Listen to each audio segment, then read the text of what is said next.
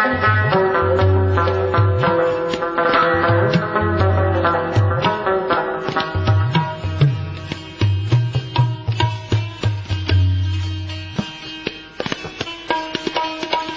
ملکن ټي وي ګران او قدرمندو کتونکو السلام علیکم. تاسو قربان مې انعام الله کاکا خیل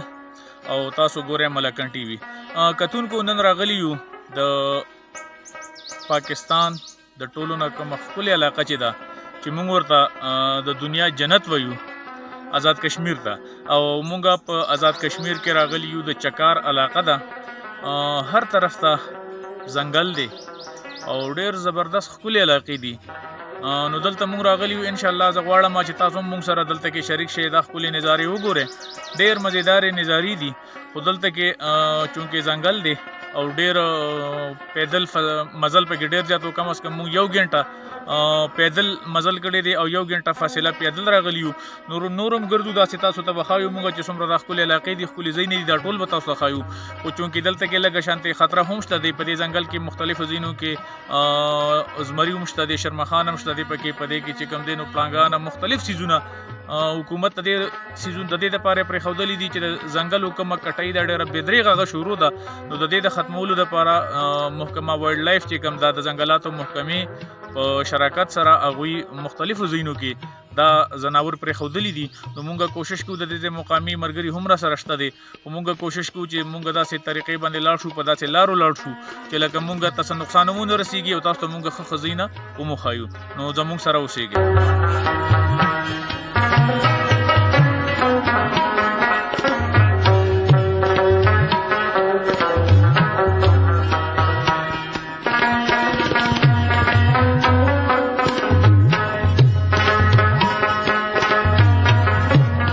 کتونکو مونږه تقریبا په دې ټایم کې 1.5 غنټه پیدل مزل کړی دی، خو دا مخامخ چې کوم تاسو دا څومره دا ځنګل دا په نظر راځي 4 ونه طرف ته چاپیرچل کې زموږ نه ځنګل دی او دا لږ شان میداني ځای دی. په دې ځای کې د دې ځای چې کوم ماشومان دي هغوی راځي کرکټ لپاره، کرکټ لوبې کوي، مختلف لوبې کوي. خو څومره چې دا چاپیره لوړ غرونه په نظر راځي، څومره دا ځنګل تاسو دا ونې ښکاري، نو دلته کې د تللو اجازت نشته دی، ځکه چې په دې کې مختلف قسم ځنګلي ځناور دي. نو دا یره ده چې دلته کې د تلو سره کېدای شي چې هغه حمله هم وکړي او څه نقصان ورسوي. د دې وجې نه موږ سره دلته د مقامي 4-5 ملګري هم شته دی.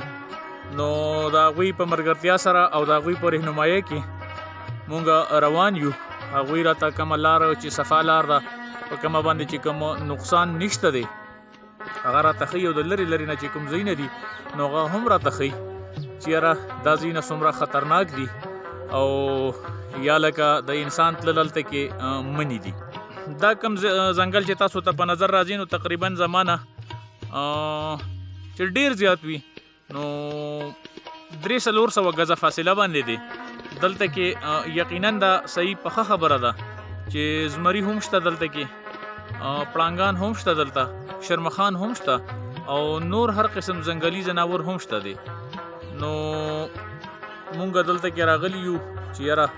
تاسو هم خوشحاله شئ، دا ښکلي ځایونه درته وښایو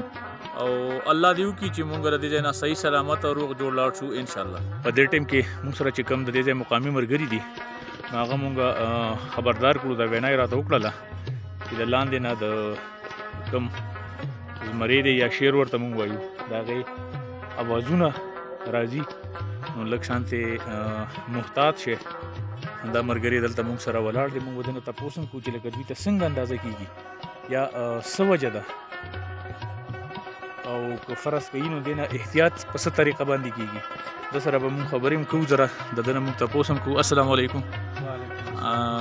اچھا ثاقب بھائی، मतलब किस तरह यहाँ पे पता चलता है कि यार ये शेर है या कोई और जानवर है? सर जी एक तो शेर की अलग किस्म की एक बदबू स्मेल सी होती है। हाँ। तो एक ये है कि शेर बोलता है, जिस साइड पे होता है बोलता है, अगर बोले ना तो फिर 2-3 परिंदे होते हैं जो आवाज़ें देना शुरू हो जाते हैं कि इस साइड पे शेर है, नहीं जाना, क्योंकि वो अपनी आवाज़ें निकालते हैं कि इस साइड पे ख़तरा है। तो फिर हम समझ जाते हैं कि इस साइड पे शेर है।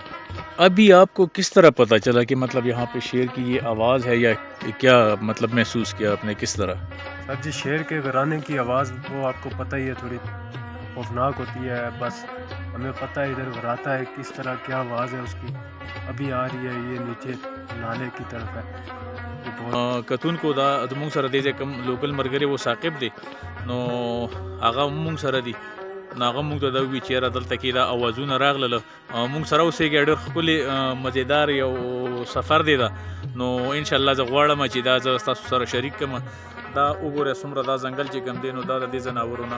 ډک دی دا आवाज به تاسو اوریدلی شي دا आवाज دی ګرانو کتونکو مونږ سره اوسېږئ ان شاء الله ګورو دا ټول تاسو ته د خپل خپل منظورونه خایو قدرمندو کتونکو د ټیم کې زه چې کوم دا د کشمیر علاقه ده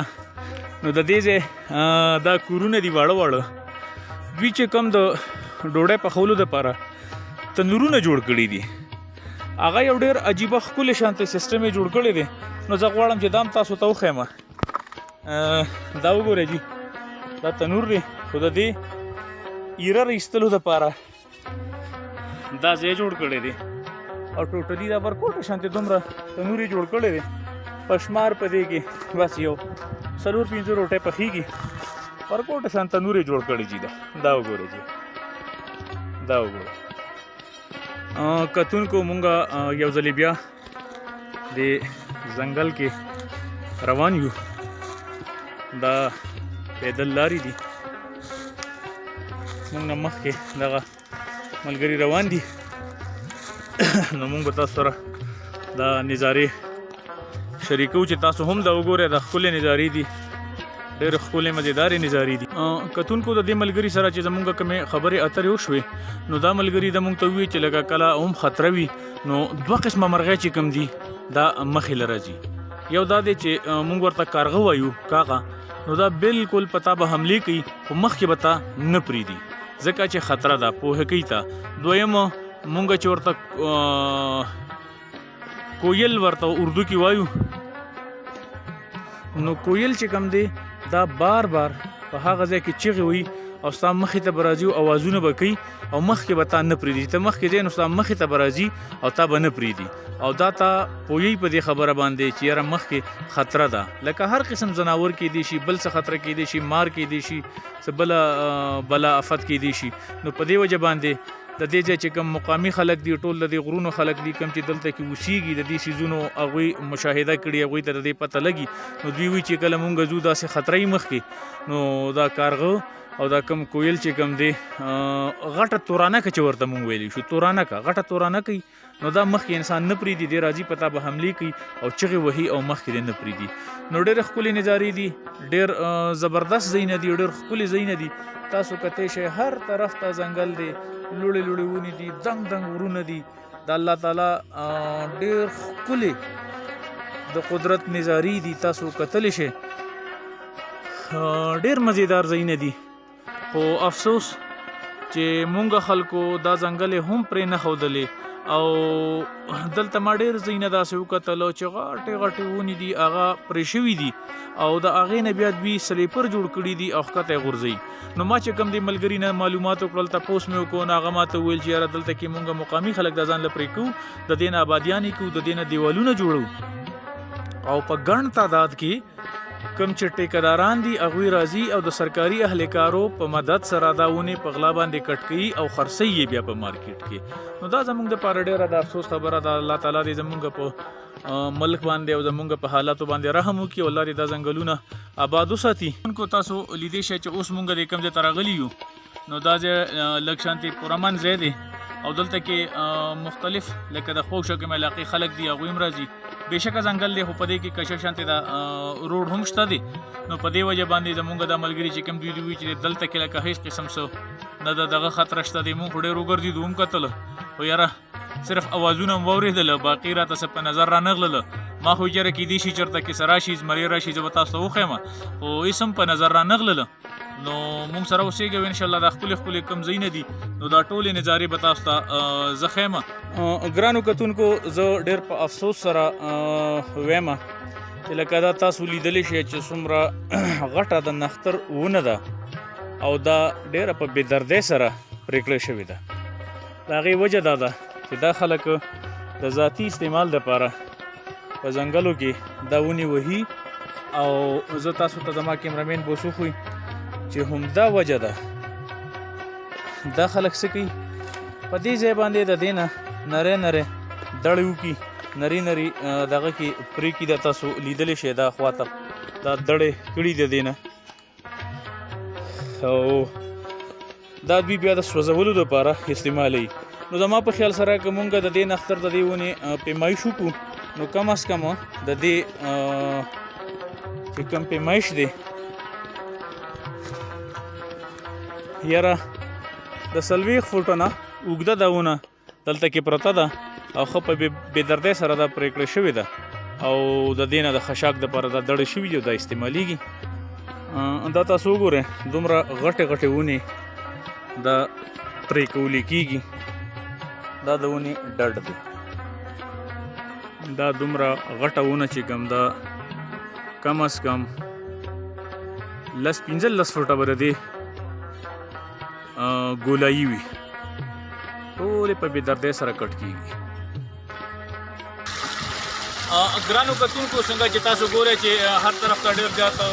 ښکلې نظارې دي نو که یو طرف ته مونږ وګورو چې په ځنګل کې حکومت کوم زمري یا کوم شرمخان پرېښودلي دي نو هغه د خلکو لپاره د تباهۍ باعث دي. لیکن بل طرف ته که مونږ وګورو نو هغه د ځنګل د څوکیدارۍ او د ونو ساتلو دپاره ډېر زیات